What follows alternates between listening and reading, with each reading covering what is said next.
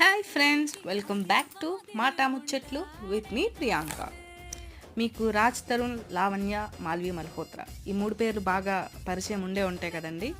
Yes, గత 2 వారాల నుంచి ఈ మూడు పేర్లే మీడియాలో ఊదరగొట్టిస్తున్నారు కదండి.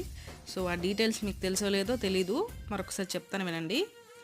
లావణ్య అనే అమ్మాయి రాజ్ తరుణ్ అనే యాక్టర్ హీరో మోసం చేశారని చెప్పి పోలీస్ స్టేషన్లో కంప్లైంట్ ఇచ్చారు. దాని తర్వాత ఆయన కూడా బయటకు వచ్చి ప్రెస్ రిలీజ్ చేశారు. ఆవిడకి డ్రగ్స్ అండ్ అదర్ పర్సన్స్తో ఎఫ్ఐఆర్ ఉందని చెప్పి. ఇంకా మాల్వి ఆవిడతో ఏం సంబంధం లేదు, వర్క్ పరమైన రిలేషన్ తప్పితే ఏమీ లేదని చెప్తున్నారు. మాల్వి కూడా బయటకు వచ్చి ఆవిడ కూడా ప్రెస్ మీట్ రిలీజ్ చేశారు. దట్ రాజ్ తరుణ్కి ఆవిడకి ఏం సంబంధం లేదు, లావణ్య వాళ్ళని వాళ్ళ బ్రదర్ని భయపెడుతున్నారు.